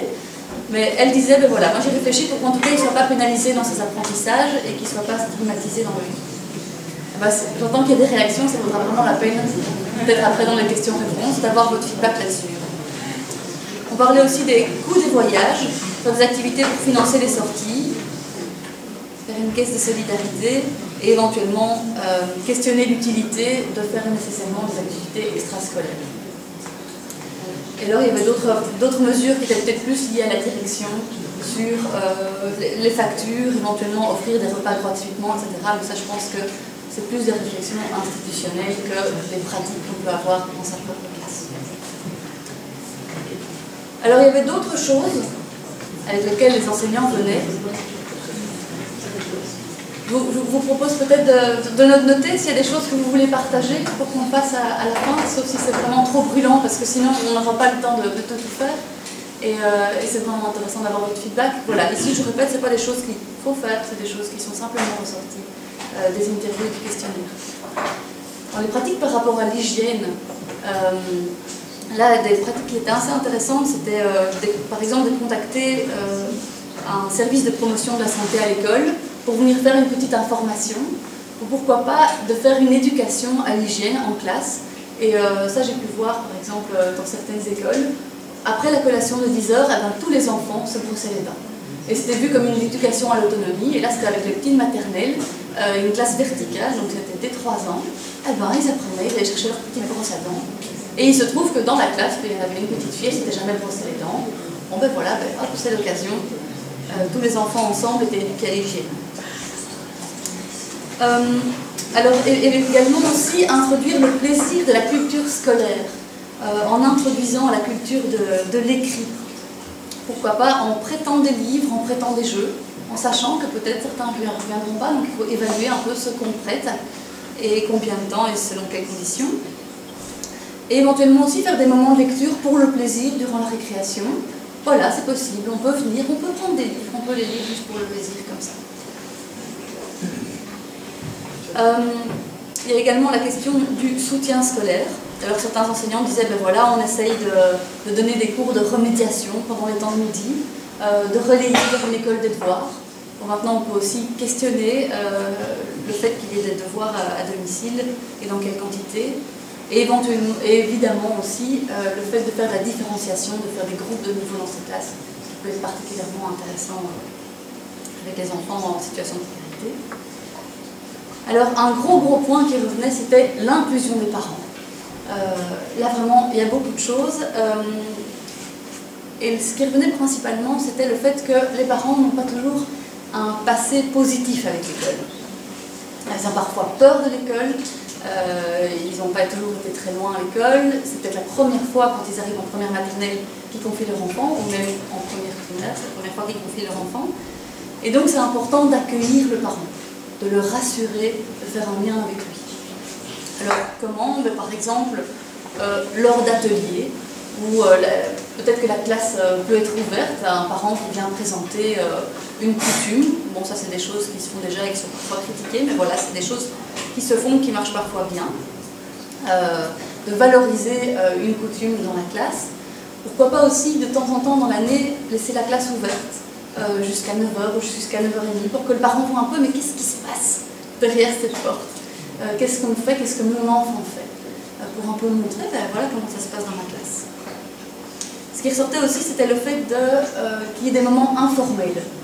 Qui n'est pas juste la rencontre au début de l'année, la réunion des parents, qui est très formelle, et puis des rendez-vous si on prend avec l'institutrice, mais qui est aussi des petits moments, au début, à la fin de la journée, pour juste papoter, un tout petit peu rigoler. Il y avait une école qui nous disait ici, ben, on a prévu dans l'horaire de l'enseignant 5 minutes le matin et un quart d'heure en fin de journée, pour que l'enseignant vraiment puisse se permettre de papoter avec ses parents, pour faire un peu connaissance, pour être un peu dans le registre du rond, pour après aller plus facilement vers le carré. Alors aussi, ce qui était intéressant, c'était de multiplier les canaux de communication. Il y a toujours cette communication qui est difficile, entre autres parce qu'il y a des familles où ça passe plus par l'oral que par l'écrit. Donc non seulement on peut donner un ROI, mais aussi mettre des petites affichettes dans la classe et dans l'école, avec des petits dessins qui reprennent très régulièrement, un petit peu partout, les règles importantes dans l'école. Quand on fait une farde aussi, certains enseignants disaient, moi à chaque fois je mets dans la farde et puis je remets la farde en main propre à certains parents et je dis oralement presque tout ce qu'il y a dans le papier. Parce que je sais que sinon ce ne sera pas lu, parce qu'on ne prend pas le temps, qu'on ne peut pas lire. Et alors ce qui ressortait aussi, c'est le fait d'expliciter l'école. Donc comme je disais, certains parents n'ont pas toujours été très loin et ça peut paraître parfois un petit peu abstrait, on peut avoir un petit peu peur de ce que fait l'école avec les parents, et c'est important toujours d'expliciter, comme avec l'histoire des bottes. Pourquoi est-ce qu'on demande des bottes? Mais aussi pourquoi est-ce qu'il faut arriver à l'heure? Il y avait une enseignante qui me disait qu'elle avait fait ça avec une maman, elle disait, mais voilà, vous vous rendez compte, c'est vraiment important parce qu'en fait, dès 9h moins le quart, moi je fais l'accueil, et voilà tout ce qu'on apprend pendant l'accueil, et voilà à quoi ça sert. Puis elle avait ouvert une fois sa classe pendant l'accueil pour montrer. Cette enseignante avait aussi montré un peu les dessins aux parents. Elle disait, ah mais venez voir les dessins. Et vous voyez ici, on a fait des lignes, voilà, on s'est entraîné à faire des lignes, et ça sert à, ben, je n'apprends rien, hein, mais elle le disait vraiment, ça sert à exercer son graphisme, et après ça va aider à écrire. Et donc c'est important pour plus tard, pour faire ceci, cela. Et vraiment expliciter toute la continuité des apprentissages dès tout petit, pour montrer à quoi ça sert tout ce qu'on fait. Alors, il y a évidemment la collaboration entre les acteurs, entre CPAS, PSE, PMS, le fait de parler en équipe à propos des enfants. Aider les enfants à gérer leurs émotions en faisant par exemple des petits quads neufs qui permettent un peu de déposer ben voilà, toutes ces inquiétudes qu'ils peuvent avoir, comme l'enfant du début de la vidéo, ils en ont parfois gros sur le cœur. Voilà, hop, on dépose un petit peu, et puis éventuellement, on avait parlé avant avec Daniel, il disait, ben, passer du rond où on va déposer ce qu'on a, au carré, aider à gérer de façon peut-être plus cognitive ces émotions qui sont très grandes. Faire des petits groupes où on parle de la violence dans les groupes, etc. Et alors enfin, quelque chose que j'aimais beaucoup, ça c'est Vincent Havard qui me parlait de ça, le directeur de l'Institut de la Visitation. Il disait mais c'est vraiment important de continuer à croire à l'enfant. Daniel, tu parlais tout à l'heure du fait qu'on a des prévisions. Qu'on voit cet enfant-là en se disant oh là là, celui-là ça va être comme son frère, comme son père, ou ce genre de choses. On le voit déjà à son petit training, ou ce genre de préjugés qui peuvent arriver spontanément. Il disait ben voilà, qu'est-ce qu'on fait? Comment est-ce qu'on continue à croire à l'enfant en se rendant compte, ben oui, il y a une situation de précarité, il y a des difficultés, mais comment est-ce qu'on se mobilise pour pas juste baisser les bras et se dire ben, tant pis, et tout mettre en place pour garder notre mission d'éducation et pour la mener à bien. Je ne sais pas si on a encore le temps. Allez, on a encore 10 minutes. Voilà. C'est précis. Donc en fait, ce qui est essentiel, et il y a beaucoup d'exemples ici lorsque les enseignants ont répondu, c'est d'arriver à faire du carré sur le rond, ce que je vous disais tout à l'heure. Donc qu'est-ce qu'on va essayer de faire? On va essayer de faire du cognitif sur l'affectif d'abord. Donc l'affectif, il est là, on ne peut pas le supprimer bien sûr, on ne peut pas le discuter, il est là, il est là. Mais l'important c'est d'expliquer. Donc expliquer les sentiments. Comment est-ce qu'on peut arriver à expliquer les sentiments? Donc, c'est-à-dire que les sentiments, qu'est-ce que c'est? C'est ce que l'on ressent. Donc, je ressens de la... Le petit garçon, il ressent de la honte et de la peur. Pourquoi est-ce qu'il ressent? L'explication du sentiment va passer par la question pourquoi. Donc, dans quel contexte est-ce qu'on ressent la peur? On ressent la peur quand on est dans un contexte de danger. Et c'est sur le danger que l'on va pouvoir travailler, pas sur la peur. Donc, le sentiment, c'est un symptôme, un indice d'une situation, et c'est sur la situation que l'on va pouvoir travailler ensemble, bien sûr, parce que la plupart des sentiments sont causés dans une situation sociale, particulièrement la honte. Donc ça, c'est ça, la première chose. Deuxième chose, c'est comprendre aussi le rôle de l'affectif dans la motivation des élèves. C'est-à-dire que vous pouvez, bien sûr, utiliser des marques de type affectif parce que vous savez que les enfants de cet âge-là ont absolument besoin de marques affectives, voire même de marques d'affection pour continuer à venir, à avoir le courage de venir en classe tous les jours et à travailler. Mais toujours rester dans une démarche scientifique, c'est-à-dire la démarche scientifique, qu'est-ce que c'est? C'est j'observe, je comprends, j'agis. Mais je dois observer de la manière la plus objective possible. C'est ça. Deuxièmement, je vais comprendre, je vais essayer de comprendre le fonctionnement des choses et donc le fonctionnement affectif de cet enfant-là. Est-ce qu'il a besoin je ne sais pas, qu'on le prenne un petit peu sur les genoux, qu'on lui fasse un petit câlin? À ce moment-là, oui. Donc, si quelqu'un entre dans la classe à ce moment-là, quand vous avez un enfant sur les genoux et je ne sais pas, vous le consolez parce qu'il pleure, quelqu'un à l'extérieur pourrait voir, tiens, elle est dans le rond, cette dame-là, avec ce petit enfant-là, mais vous n'êtes pas dans le rond, vous êtes dans le carré. Pourquoi est-ce que vous êtes dans le carré, à votre avis? Question réelle. Parce qu'il y a un but d'être là. Oui, voilà, vous avez un objectif cognitif, et vous avez des savoirs, vous avez des connaissances. Vous savez que cet enfant a besoin, comme tous les enfants notamment, de marques d'affection pour pouvoir être motivé, faire des choses. Donc ça, vous avez un objectif derrière, pas seulement l'objectif de lui dire que vous l'aimez. C'est pas ça du tout que vous êtes en train de faire. Deuxième élément, vous allez devoir faire du professionnel sur le personnel. Et ça, c'est vraiment essentiel. Trop souvent, je crois, pour le moment, il y a une tendance dans l'enseignement à individualiser les choses. Individualiser l'enseignement, individualiser les remédiations. Et là, moi, ça m'inquiète très fort. Et donc, je me dis, il faudrait vraiment arriver plutôt à faire l'inverse, et collectiviser les problèmes qui sont posés par les personnes. Donc, les collectiviser et les professionnaliser. Si un enfant est dans une difficulté particulière, bien précise, cet enfant-là a une difficulté de compréhension, de comportement, d'apprentissage, prenez-la et mettez-la au sein du groupe classe et collectivisez-la. Cette question-là. Et donc, enseigner, vraiment le faire ensemble. Donc, quand on dit enseigner, c'est lourd, hein, naturellement, c'est une démarche qui doit être complète, c'est-à-dire que enseigner, ça vient du... Vous savez d'où vient le mot enseigner, ce que ça veut dire enseigner? Question à 1000 €.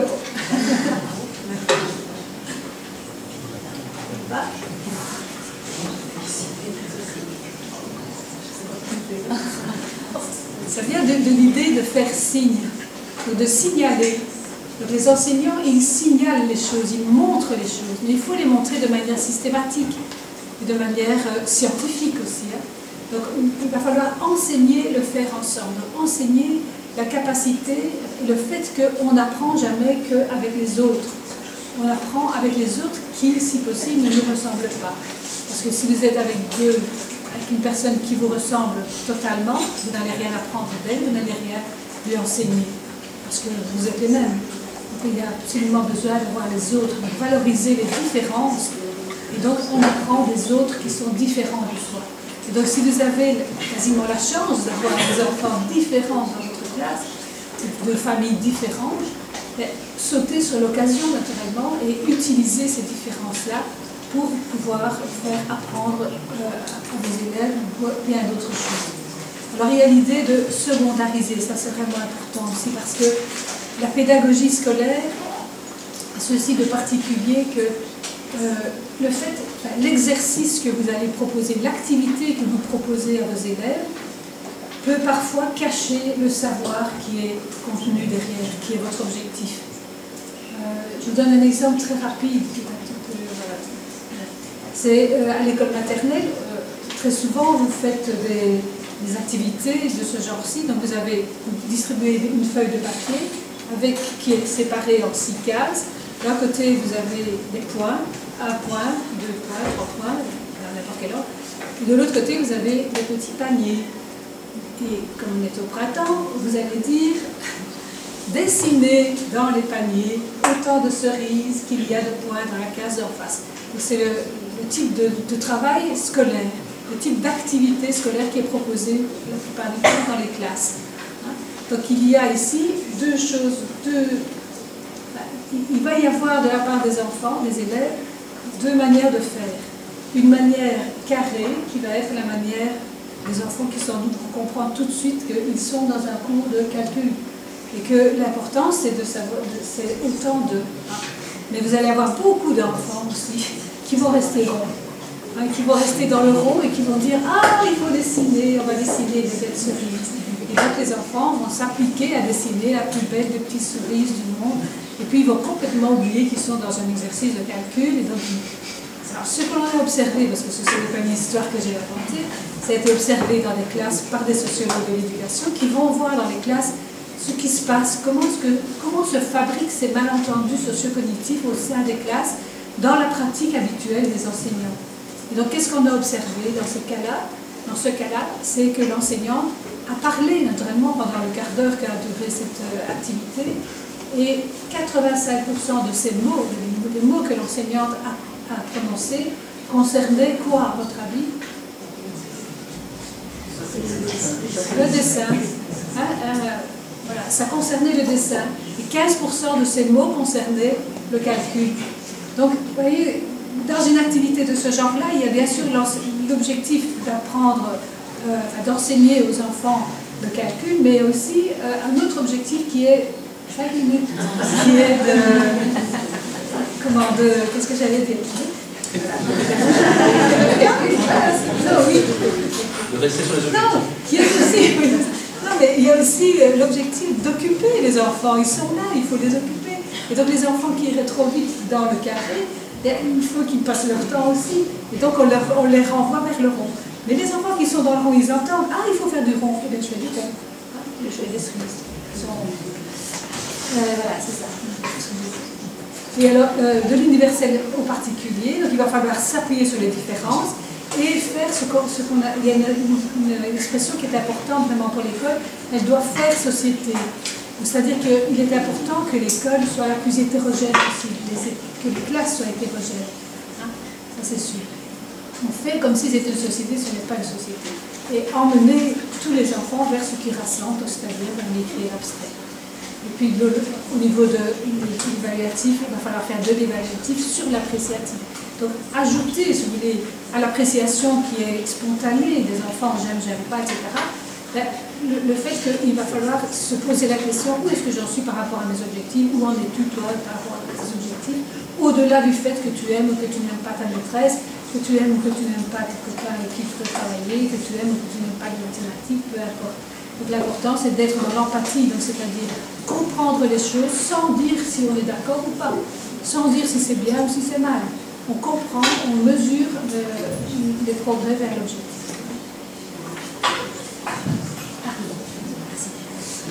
Bon, et après, parce que finalement on n'a pas eu énormément de temps, quelles ressources? Alors on a demandé aux enseignants, avez-vous déjà eu recours à des ressources pour faire face à cette précarité? Si, je trouvais ça amusant de voir que beaucoup de gens mettent des choses en place, il n'y en a pas tellement, une majorité met des choses en place, mais une majorité disent j'ai pas eu recours à des ressources.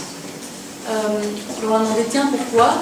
Par manque de temps, par manque de besoin, ou par manque de connaissance de ce qui existe. Alors on a demandé ceux qui avaient fait appel à des ressources, celles qu'ils avaient trouvées intéressantes. Donc simplement, on vous les partage ici. Il y avait bien sûr des formations, entre autres données par le Centre de l'égalité des chances, le programme École maternelle et familles défavorisées de la Fondation Droits et Droits. De l'information, des livres, on va donner quelques références juste après. Le salon d'éducation, contact avec des associations, et là évidemment des échanges avec les collègues, échanges avec l'inspecteur. Alors je parlais de livres, quelques lectures, excusez-moi pour organiser des images.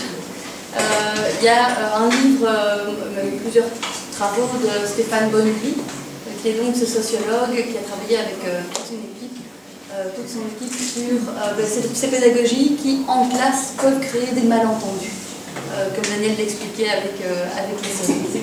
Et il y a plusieurs vidéos aussi qu'on peut trouver sur Internet qui illustrent bien cette façon de comment on peut donner une consigne, en fait, ça crée parfois des inégalités. Le livre est plus d'ailleurs de Daniel, qui était d'ailleurs repris dans le questionnaire. Certains ont répondu, moi c'était le livre de Daniel Mouton. C'est dit bon, il faut que je le lise.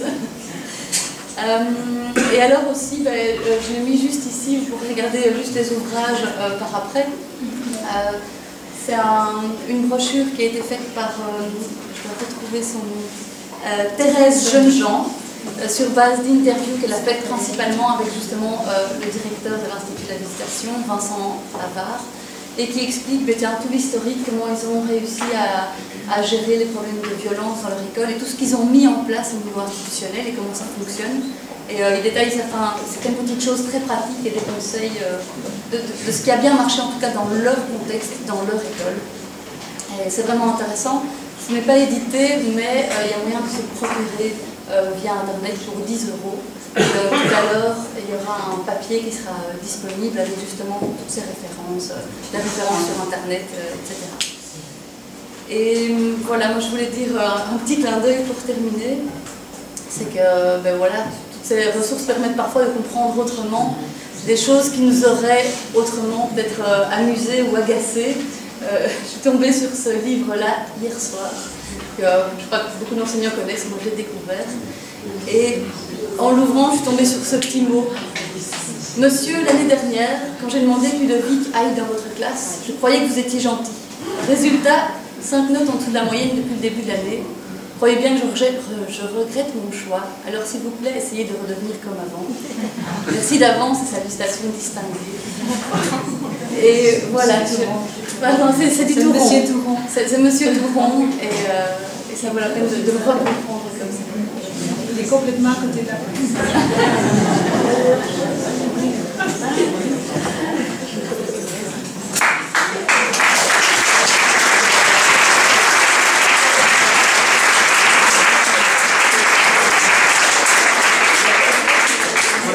Nous allons prendre maintenant un quart d'heure de questions-réponses. Avant cela, vous précisez en effet qu'on va mettre les slides à disposition, on va poster ça sur le site internet de l'NCBW, mais également que la conférence a été filmée et qu'elle sera mise également sur le site de la NCBW.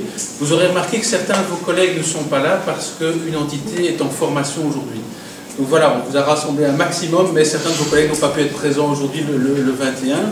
Sachez également, et je vois M. Brunelli qui rentre dans l'auditoire, qu'en même temps, simultanément, cette conférence était visionnée par des étudiants dans un cours de sociologie ici au deuxième étage, dans un cours de sociologie pour les premières normales secondaires. Donc c'était une première pour nous également technologiquement de simultanément diffuser la conférence. Donc merci aux orateurs. Si vous ne le saviez pas, vous étiez en même temps Alors, il y avait quelques réactions déjà dans l'auditoire tout à l'heure. Vous ne passez pas en direct? Pas encore. Et donc il y a eu quelques réactions tout à l'heure dans l'auditoire, dans ce qui se fait. Alors je vous propose de prendre plusieurs réactions, ça peut être des commentaires, des questions, juste d'accord, pas d'accord. On va en prendre 3-4. Daniel et Nastasia vont réagir, une deuxième fois, et on clôturera, on passera à la pause. Voilà, prenez la parole. C'est à vous. La première doit toujours se lancer, évidemment.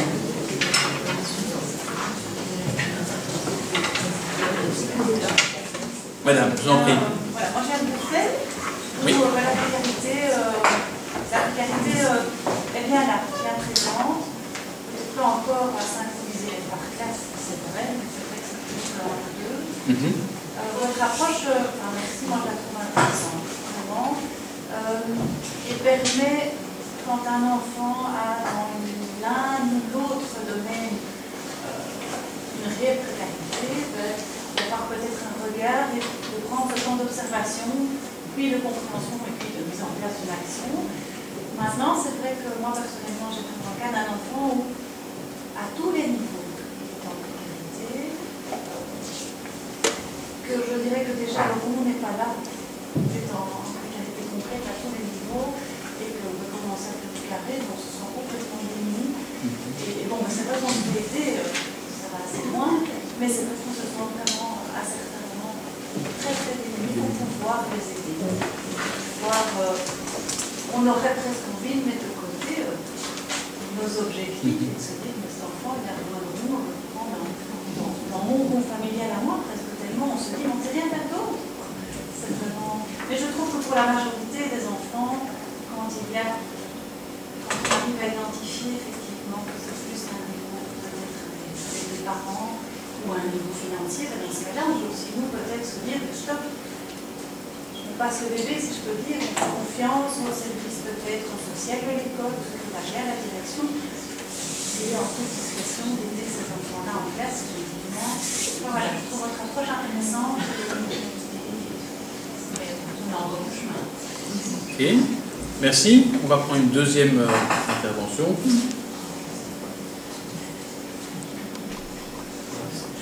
Oui, madame, et ensuite tu auras monsieur, voilà. Enfin, moi, j'ai tout petit peu plus fort. J'ai beaucoup appris, enfin, et après j'apprécie la conférence, mais ce qui m'interpelle aussi un petit peu, on ne travaille pas à Bruxelles, on travaille donc dans le Brabant wallon, en Rhénanie, et on n'est pas en pleine précarité. Donc comme vous dites, comment mettre du carré sur le rond, ce qui nous a interpellé, il y a eu beaucoup de remous, c'est quand on a dit oui, il y a toujours un petit peu de matériel. Bon, déjà de l'argent, je ne peux plus demander. Bon, quand on leur demande d'apporter du matériel, où est la limite entre ces parents qui sont dans la précarité, argent ou culturel, et ceux qui en profitent, qui oublient ou qui en profiteraient. Donc, je suis peut-être d'une nature suspicieuse, je n'en sais rien, mais je me dis, voilà, comment responsabiliser aussi un petit peu, si c'est... Et je comprends, on le fait aussi, hein, on met du matériel à disposition, mais parfois on a tendance à, voilà, aussi à gérer, il faut l'avoir. Comment trouver la bonne limite entre les deux? Il y avait monsieur également. Oui, ça rejoint vraiment ce que madame dit, c'est vraiment de se dire, voilà, on peut mettre des choses en place bien sûr, mais comment on va savoir que ça ne va pas tomber dans l'effet inverse, de dire, mais il y en a qui vont en profiter, et c'est vraiment aller cibler les réels besoins, ouais. Je trouve que c'est ça qui est difficile dans nos classes en tout cas, c'est vraiment de savoir qu'est-ce qu'on peut mettre en place, mais réellement pour aider les gens qui en ont besoin et pas l'abolissance. D'accord. Je vous donne la parole parce que je pense que vous réagissez en rebond. Je rebondis, oui. À Roselle. Oui. Et je remarque que... Parlez bien fort comme ça, tout le monde. Oui. Donc les parents qui seraient dont les enfants sont en réelle précarité parce que famille économiquement défavorisée, etc. Chez nous, c'est plutôt l'inverse. Ces familles mettent un point d'honneur à ce que leur enfant soit toujours en option, c'est toujours convenablement fourni en matériel, etc. Donc c'est vrai que parfois les petites aides de notre part arriver à prendre les deux bouts. Et par contre, les enfants qui économiquement, les parents économiquement forts, qui ont, ce sont des enfants qui sont parfois un peu laissés tout compte par leurs parents. Les parents vivent leur vie, ont les moyens de le faire, et ces enfants-là sont dans une grande précarité parce qu'ils vivent tout seuls. Ils poussent tout seuls, ils se gèrent tout seuls. Et moi, j'ai beaucoup apprécié la conférence, mais moi, le type de précarité quelque part que je rencontre au sein de mon école n'était pas fort abordé, mais ça reste tout à fait juste. Mais c'est des enfants qu'on vit parfois, et certains instituteurs pourraient être parfois vexés, fâchés, et on peut parfois fort démunis en disant mais mince, ça n'a pas dit du tout. Et à l'arrivée, on se trouve avec des enfants qui n'ont rien, qui quelque part sont dégoûtés, découragés, parce qu'on n'apporte pas d'importance à leur travail scolaire, parce qu'on a des lectures, parce qu'on a préféré payer un spectacle, un petit, etc. Donc je me demandais quelle était la place de ces enfants-là. Donc la place juste, le juste rôle, on rentre dans la complexité, je vous donne la parole. Daniel, oui, ben, je vous remercie vraiment d'avoir parlé au niveau du matériel, parce que j'étais aussi interpellée, je me dis, oh, qu'est-ce qui se passe dans l'auditoire? Plein de réactions. Je le rappelle, hein, l'idée de partager tout ça, c'est de dire, ben, voilà, que tous les enseignants ont partagé, certains voilà, se disaient, ben voilà, moi je ne demande plus de matériel. En l'occurrence, là c'était dans une école, une très grande majorité de précarité. Donc moi je ne peux pas tout à fait répondre à ça, j'imagine que ça dépendra des contextes et j'entends cette peur à un moment donné de plus rien pouvoir demander, plus rien oser demander et que parfois c'est pas nécessaire ou c'est démesuré de faire ça par rapport au fait qu'il y a quelques parents qui ne peuvent vraiment pas donner et d'autres en profiteraient. Je veux dire ce que moi je répondrais aussi sur base de l'interview que j'avais avec à la visitation et des discussions avec Daniel. Donc dans les parents, quand on demande des choses aux parents, il y en a certains peut-être qui ne sont pas capables du tout de donner le matériel, de donner l'aide qu'il faut, etc. Et ça je pense que sans doute que pour la plupart vous les identifiez, les enfants, en disant ben voilà, peut-être que pour eux ça ne vaut pas la peine de donner une mission qui ne peut pas être remplie. Il y avait aussi un directeur qui me disait mais si on explicite l'école, si on explicite vraiment en quoi ça va aider l'enfant de donner ce matériel, etc., il y a beaucoup de parents qui veulent quand même le bien de leur enfant. La plupart des parents aiment leurs gosses très fort, alors ils les aiment peut-être pas toujours comme nous, on pense qu'on aime nos enfants et mettent pas les mêmes choses en pratique, mais il y a quand même la volonté que l'enfant s'en sorte. Et que donc, voilà, ce directeur me disait, mais moi souvent j'essaye de mobiliser autour de ça, pour que vraiment les parents réalisent, ben voilà, c'est important qu'il ait ce matériel, et qu'ils ne sentent pas qu'il est le seul qui n'a pas apporté la chose, ou qu'il sache que ça peut lui servir à ça, qu'il soit fier de ce qu'il a apporté à la maison. Et que peut-être que comme ça, il y a déjà beaucoup de parents qui n'essaieraient pas de profiter de la situation. Voilà. Et alors, est-ce que peut-être certains profiteraient à essayer toujours à essayer. Attendez, je vais peut-être laisser la parole, laisser Daniel rebondir sur la question du rond vert. Pour aborder l'ensemble et ne pas se focaliser sur une, mais peut-être la question quand il n'y a pas de rond du tout. Quand on dit tout à l'heure la question de ou quand c'est abordé différemment. Qui est ressorti dans l'enquête d'ailleurs. On ne l'a pas abordé parce que. Mais c'est impossible qu'il n'y ait pas de rond. C'est impossible qu'il n'y en ait pas. Parce qu'il y en a toujours, bien sûr. Mais je crois que vous faites une interprétation du mot affectif. C'est-à-dire que moi, quand je dis affectif, on est dans l'affectif, on est dans les affects, dans les sentiments. On n'est pas nécessairement dans l'amour, mais dans l'affection. Donc c'est une partie, l'affection, une partie de l'affectif. Mais la plupart des sentiments que l'on a identifiés, ce sont les psychologues qui identifient les 4 grands sentiments. Vous avez un sentiment qui est plutôt positif, qui est la joie, qui est ressenti dans une situation de satisfaction. Puis vous avez 3 sentiments essentiels, qui sont plutôt des sentiments qu'on préférait ne pas ressentir, c'est-à-dire la peur, la colère et la tristesse. Donc quand je dis quand on est dans l'affectif, dans la famille, dans le rond, et que c'est ça qui va vous pousser à agir, ça peut être aussi la peur, la tristesse et la colère. Donc on n'est pas en manque d'affectif, on est en manque de joie, peut-être, un manque de satisfaction de la situation dans laquelle on se trouve. Mais les enfants qui sont dans cette situation-là vont sans doute arriver avec un grand rond de tristesse, par exemple. Parce qu'il leur manque peut-être de l'affection de la part de leurs parents ou des marques d'affection. Ça ne veut pas dire non plus que les parents ne sont pas là, qu'ils ne sont pas dans l'affectif. Hein. C'est ça. C'est ça. Ça manque de rond. Que ces enfants sont aimés et font des choses extraordinaires. C'est juste par rapport au fait que vous parliez de leur exactitude, des signes visibles, si on prend la peine d'analyser, on pourrait facilement catégoriser. C'est ça. Donc il faut analyser la chier, mais c'est pas parce qu'ils n'ont pas les moyens, c'est pas parce que les parents les aiment pas. C'est pas ça, c'est parce qu'ils ne placent pas l'école au centre. C'est pas le plus important dans leur préoccupation. C'est ça. Donc pour essayer de bien comprendre la différence entre les différents types de familles, vous pouvez imaginer ceci. Je n'ai pas mon dessin, c'est pas grave. Vous imaginez les ronds. Donc, les familles sont toutes des ronds, des gros ronds comme ça. Mais à l'intérieur des familles, vous allez avoir des manières de fonctionner ronds, plein de petits ronds, plein de petits carrés, et plein de petits hexagones. Donc on a les trois types de fonctionnement dans la même famille. L'important, c'est de savoir combien, à la limite le nombre et l'importance, et surtout le positionnement des trois types d'éléments, des trois types de fonctionnement. Dans les familles très rondes, il y a beaucoup de ronds et le rond est à l'intérieur. C'est-à-dire que ce qui est prioritaire, ce n'est pas le carré, c'est le rond. Dans les familles les plus carrées, vous allez avoir beaucoup de carrés à l'intérieur, au centre, je veux dire, et c'est ça qui va vraiment guider la famille et transformer la famille en une sorte de petite institution. Vous connaissez très bien ces familles-là, parce que le prototype d'une famille avec beaucoup de carrés à l'intérieur au centre, ce sont vos familles, naturellement. Les familles d'enseignants sont des familles essentiellement carrées. Donc vous êtes des familles exceptionnelles. Pourquoi exceptionnelles? Pas parce qu'elles sont meilleures que les autres, je ne dirais pas ça, mais elles sont différentes des autres. Et il faut que vous vous en rendiez compte, naturellement, que vous regardiez fonctionner, pour vous, l'école est au centre. Mais pas seulement l'école en tant qu'école extérieure, mais le fonctionnement de l'école est déjà au centre de votre famille.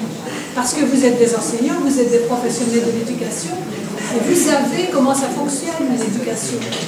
Vous savez les besoins des enfants, et donc dans votre famille, bien sûr, il y a plein de ronds, il y a plein d'hexagones, mais ce qui est au centre, c'est un gros carré. D'accord? Et alors, il y a des familles hexagonales aussi, c'est-à-dire des familles qui ont comme centre, comme moteur de fonctionnement, des éléments d'insertion sociale, le boulot des parents, l'insertion politique, l'insertion culturelle, on fait plein de trucs au niveau hexagonal, mais bon, il y a peut-être un peu le rond peut-être en périphérie, et le carré dans ces familles-là est aussi quelque chose qui est fort critiqué. Dans les familles les plus hexagonales, donc c'est-à-dire les plus aisées, peut-être les plus favorisées, les plus insérées socialement, vous allez avoir un regard sur l'école qui est un regard critique. Parce qu'ils savent, enfin, toutes les familles considèrent que l'école est importante, mais les familles les plus rondes savent que c'est important, mais n'arrivent pas à fonctionner de manière carrée, naturellement. Les familles hexagonales vont mettre aussi l'école un petit peu sur le côté, parce qu'elles savent aussi qu'il y a plein d'autres manières d'apprendre dans la vie, et que l'école est un sas vers la société, vers le fonctionnement social. L'école n'a qu'un temps. Et beaucoup de familles vont dire, mais il est plus important que je prenne du temps pour aller, je sais pas, en vacances, voir l'Acropole à Athènes, que de passer du temps tous les jours à faire le travail scolaire, typiquement scolaire de monsieur. Voilà, le temps imparti est écoulé, mais si encore voilà, une ou deux questions qui n'ont pas été abordées à mettre, il y avait madame, et je pense que vous souhaitiez, on va prendre ces deux-là, et ensuite sinon on prend la pause, et Nastasia et Daniel sont avec vous pouvez également entamer un dialogue avec eux. Voilà. Parce que c'est un tout petit truc que je voudrais rajouter par rapport à ce qui avait été dit avant, c'est que moi je remarque dans l'école d'enfants en j'ai une maman que je suis depuis 2 ans, parce que je garde l'enfant de 2 ans, et cette famille est vraiment dans une précarité économique et sociale, parce que ça va souvent ensemble. Et j'ai été fort impliquée dans la scolarité de ces enfants, j'ai déjà eu des nés avant. Mais à un moment donné, il faut pouvoir dire stop aussi, parce que je me rends compte que cette maman, elle s'en remet complètement à moi, et elle a bien senti que j'allais justement prendre le relais, et elle me répond carrément Inch'Allah. Inch'Allah, tout va bien se passer avec toi. Et ça, c'est difficile, parce qu'alors, qu'est-ce qu'on fait? Ça marche pas. D'accord. On va dire stop. Deuxième, et ensuite on conclura. Je vais juste rebondir par rapport à ce que madame a dit. Je comprends assez bien sa réflexion parce que je travaille dans une école à Bruxelles où on rencontre absolument pas quasi pas de précarité économique. Et en fait, la conférence a débuté là-dessus avec les petites vidéos où on voit des enfants qui sont pauvres. Et finalement, voilà l'intitulé que je ne connais plus les écrits là, c'est bien, mais c'est marqué la précarité n'est pas seulement là où on la voit. Et c'est ça qui m'a interpellée. Je me dis, à la base, j'étais pas concernée, je dis, c'est pas trop mon truc, dans l'école ça roule.